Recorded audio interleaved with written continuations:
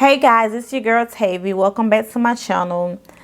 So I'm going to do 5 things that travel nurses must need to know before traveling. So this is going to be for the nurses who are thinking about travel nursing and going into their first contract, and the girls who are negotiating their first contract, going into their second contract. So that way you won't make the mistakes that you made in your first contract in your second contract. So this is going to help prevent mistakes, and it's going to tell you what you need to know before you need to know it. So let's just jump on into it. Number one, it's going to be to only do 13-week contracts. You're going to see these recruiters, they're starting to tell people that you have to do 17 weeks, you have to do 18 weeks. Oh, this hospital is only doing 26-week contracts. Tell them absolutely not. Tell them that you do not feel comfortable signing a contract for that long, that you would prefer to do a 13-week contract, and then if you like it there, you are willing to extend the contract, and I'm guarantee you they will give you a 13-week contract. If they absolutely refuse, just tell them that you're going to have to find you another job, because you as a first-time traveler, you don't want to get stuck in a long contract and you don't like the place or something goes wrong. So you want to do a short contract, 13 weeks. So number 2, it's going to be, make sure to read your contract. Make sure you read your contract. Be careful about giving verbals, because people think if they tell the company, oh yeah, I agreed to this, but later on, well, I didn't sign it and I got a better deal over here. Well, even if you didn't sign it, they're going to let you know that they tell you that verbal agreement is binding. So once you say that, yeah, even though you haven't received that contract, you haven't signed it electronically, you are on the hook for that contract still. So I would say don't do a verbal. Make sure that you have your contract in hand, that you read your contract, you know what your contract entails, and sign it. And then you need to also make sure that while you're negotiating your contract, that is your travel company, because there are different types of companies out there. There are several different travel companies. So some travel companies, if you get sick, because us travel nurses, we're just like staff nurses. We have families, we have husbands, we have kids, we have mothers, fathers, aunts, uncle, and things happen. Life happens to us just like they do staff nurse. So if you want to know, like if you have to call out one day, if you can't go to work because you're sick or your kid is sick, you need to know, is your untaxed money is going to be cut, or is it just going to be your hourly wage? Because some companies, if you miss a day or two, then they will only cut, you will only miss out your hourly wage, your untaxed money, your stipend won't be cut. But some companies, even if you miss one day, you will miss out on your hourly wage and your tax money. Your untaxed stipends will also be cut. But you won't know it, because on that first check, it'll be short because your hourly wage is short. But when you get the next week check, you're like, oh man, I'm bouncing back. I'm about to get a full check. Well, when you get that check, they're going to hit that check from for that untaxed amount to pay back. And then you're going to have 2 short checks instead of 1 short check. So you need to know, like, if calling out with a sniffle, is that worth it, or can you persevere? Or is you having a full blown on fever, you need to be home and this is an emergency, you absolutely cannot go work. So you know the money that you're missing, you know the risk that you're taking. You don't want this to catch you by surprise at all. You need to know the risk of missing a day. How much money is this going to cost me if I miss a day? Okay, so number 3, you want to make sure that you find somewhere safe to stay and somewhere less expensive. So what I'm meaning to say is, like, when you're a travel nurse, you get an untaxed amount, a housing stipend. The housing stipend is, you get a meal stipend and a housing stipend that's not taxed.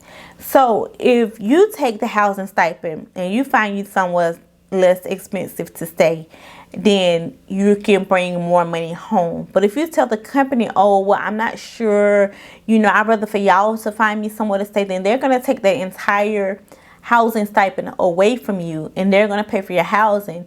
You'll still get your untaxed meal stipend and your hourly wage and things like that, but your entire housing stipend would go to your housing. So if you can find yourself somewhere safe to stay, because I know I've heard a lot of nurses who will stay at like shady hotels where they know it's like run down. They're sleeping with guns under their pillows because it's a cheap place to stay. But your life is not worth a few dollars. So make sure you find somewhere to stay in a safe neighborhood. It's clean, it's comfortable, and it's worth it. Also, don't be letting these people out here overcharge you for housing, because people be coming for our heads. They be renting out rooms for $1,000 and it's just a room with a bed, not even a room and a bathroom, because they know that we're travel nurses and they want a piece of the pot. Well, baby, let me tell you, if you want a piece of a pot, go get you a degree and go get you your own pot. Don't try to take mine. So don't let nobody overcharge you. But at the same time, be mindful of not letting someone overcharge you. Be mindful of staying at shady places because they're less expensive. Find you a safe, nice, clean, comfortable place to live at, and you can bring more money home, and you can feel comfortable that when you lay your head at night, you're gonna wake up and everything's gonna be fine. You're gonna go to work, and when you go back home, you're gonna be good. So number 4 is going to be to find out what the charting system is. The computer system is going to be the main part, one of the biggest challenges when transitioning into travel nurses, because there's so many different charting systems out there. And so you can ask your recruiter to find out what's their charting system. So if it's a charting system you've never used before, you can kind of try to YouTube it, try to, brush up on it so you're not completely in the dark about the charting system. Because I've been in orientations where the people who's teaching these charting systems are not teaching them appropriately. They're not teaching you the things that you need. They don't know how to use the charting system, or they just not good teachers. Like, they can use it, but some people are not good teachers. They're not good educators, so they can't teach someone else how to do it, but they can do it themselves. And then so when you're getting on the floor, you only get 2 days with the nurse on the floor. At some places give you 1 day on the floor. I've heard some people say they only got a couple of hours and they was by themselves. So you're utilizing that time with your preceptor, and she's trying to teach you the charting system that you should have gotten in that orientation that you didn't receive. So kind of brush up on that, because that's going to be like one of the biggest hurdles with travel nurses, is being exposed to learn how to chart with the different charting system. Number 5 is to really make sure that if you have important dates, if you have an anniversary, a birthday, your kids got a birthday, your family got a vacation coming up, make sure you get it in your contract. Get it in writing in your contract.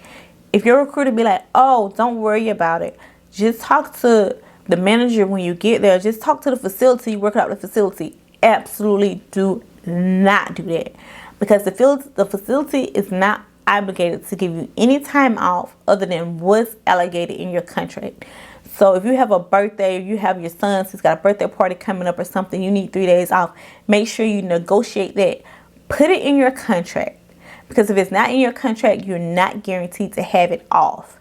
And I hear people say, oh, well, I needed this day off, and my recruiter just told me to talk to the facility. Some facilities will try to work with you, but that's not no guarantee. If they be like, no, we cannot give you this day off, then you absolutely won't have this day off.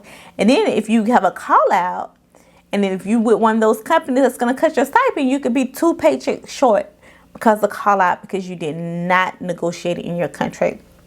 And so, you guys, I hope that this video helped you. These are just 5 things that I think that the new travel nurses need to know, and they need to make sure that they are accountable for it, and that you guys are safe out there. If anybody has any questions down below, let me know. And I'm gonna holler at you guys later. I thank you for joining me. Bye bye.